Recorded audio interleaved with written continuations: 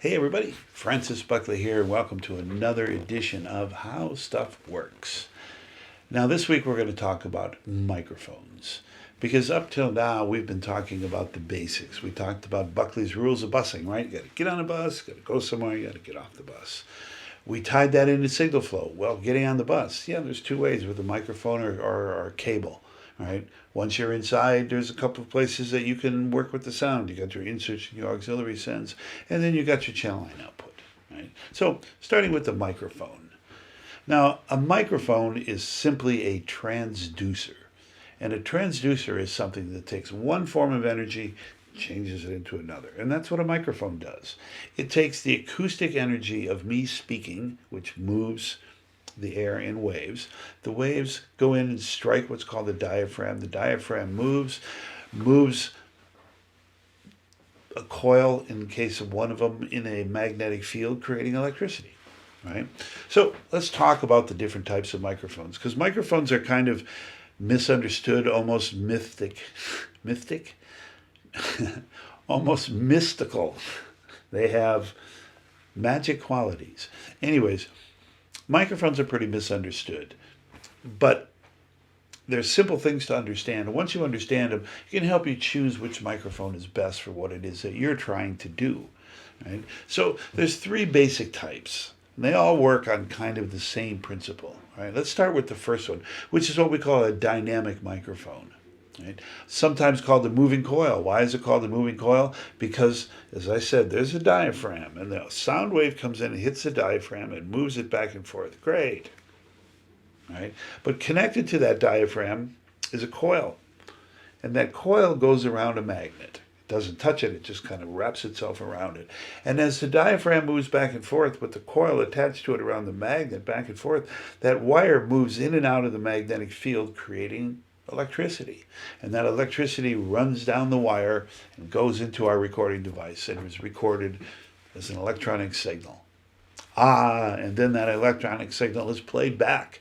And that signal is then amplified and sent to a pair of speakers, which does the exact opposite. It takes the electronic signal and moves the magnet back and forth, which moves the voice coil, and poof, out comes the music. All right. So dynamic microphones are they're very sturdy. They're very rugged. They can take a lot of SPL, sound pressure level. You can hit them really hard. Right. They're very, very rugged microphones.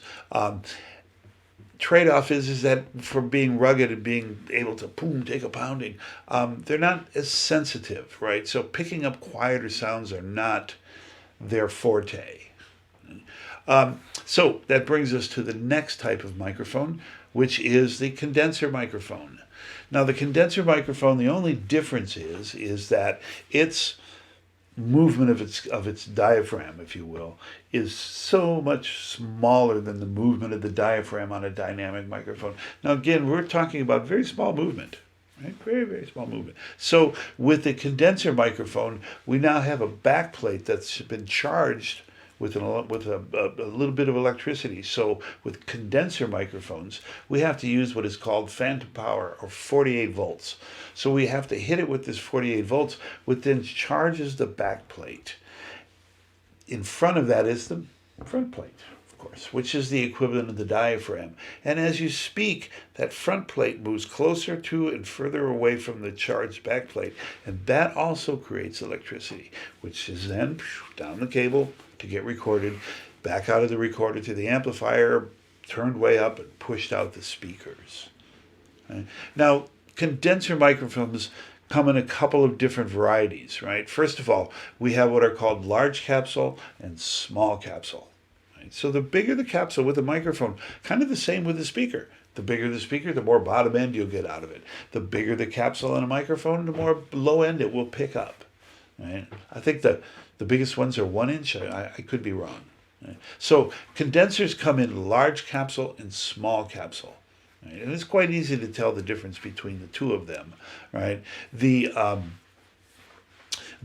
large cap condenser microphones also come in FET, which means solid state. FET, field effect transistor. These are solid state microphones.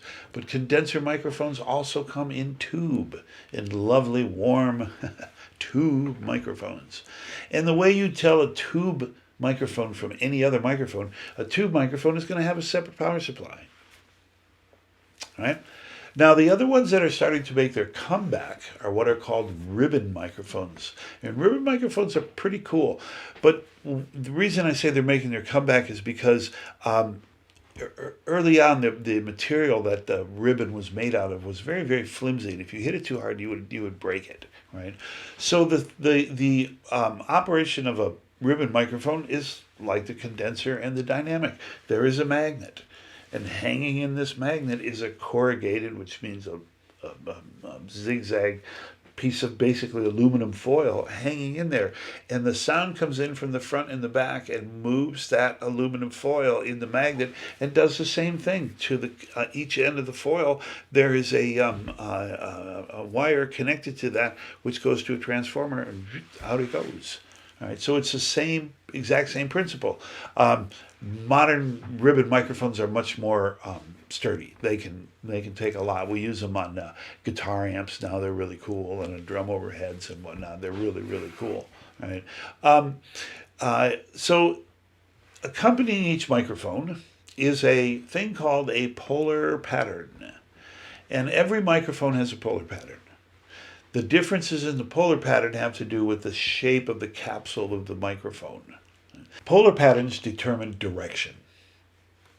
All right, so let's start. Imagine that you have a balloon, and inside the middle of the balloon is the capsule of the microphone. That is what we call omnidirectional. Omni meaning all directions. So that's a microphone that's going to pick up all around the microphone, right? So we take the microphone out of the balloon, and we push it into the balloon, collapsing one side. So now the balloon looks like it's kind of wrapped around the microphone. That is what we call cardioid. And the first 6 letters of cardioid do spell cardio, heart-shaped. It's a harp-shaped pattern. So it rejects sound on the back and picks up on the front. So a cardioid microphone has its directionality picking up from the front. And then there is what's called figure 8 or bidirectional, and that's a microphone that picks up from the front and from the back, but not from the sides. And the ribbon microphones I talked about, those are almost always in a figure 8 because it's physical. You have a magnet, a big, huge magnet that this little ribbon is hanging in front of. And the sound is free to come in from the front and free to come in from the back, but it can't come in from the sides because there's this big magnet in the way. Right? So ribbon microphones are almost always in a figure 8. Right? Now, a great way, one of the things I'm not going to do in this series is to tell you which microphones to use and which microphones not to use. No, what I want you to do is educate yourself to what microphones can and can't do, and understand why is it when I put this microphone in front of something it sounds great, but I put it over here and it doesn't. Right? So one of the best ways to do this, besides just experimenting with the doggone things, is to go out on the internet, right, and type in the brand of microphone that you're looking at. Right? Let's go to the top. Right? Type in Neumann U47, and then type in the words frequency response.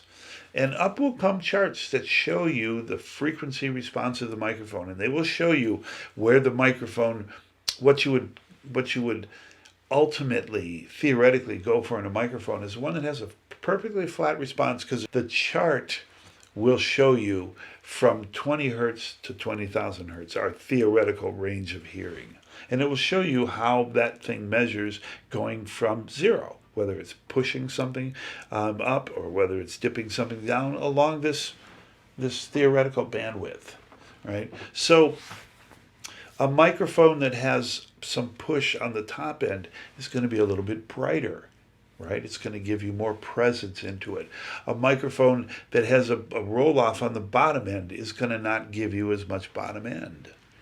Right? So you can actually go out on the internet and look at these things, and you can say, okay, I'm want to record drums, right? So you can go out and look at microphones that for overheads that may have a lift in the top end.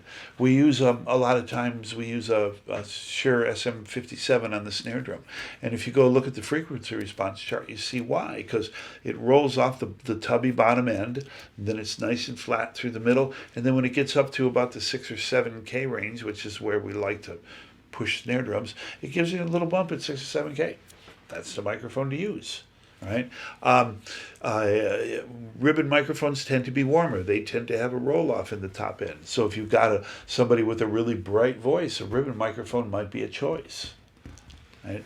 Now, with the differences between the dynamic and the condensers seem to be a choice for vocals, yes, because they're smaller, the capsule moves easier, so they pick up sounds better, so they're more sensitive to the intricacies of speech or of singing, so you can understand the words, right? So that's why condensers are usually the choice for doing vocals. But a lot of great vocals have been done on the Shure SM7. So it's all depends.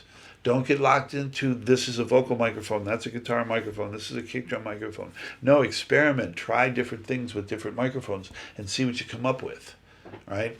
Just because your favorite artist used this microphone to record their vocal doesn't mean it's going to sound good on you. Doesn't mean it's not going to sound good on you either. Right?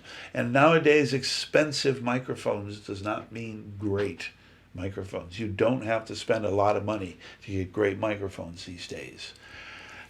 But the bottom line, it's not the microphone you put in front of your artist. It's the artist you put in front of your microphone. Because no microphone is going to make somebody who can't sing be able to sing. And no microphone is going to make a bad instrument sound great. In fact, the worse sounding the instrument, the better sounding the microphone, the worse the instrument is going to sound. Okay? Hey, I'm Francis Buckley. I'll see you back here next time.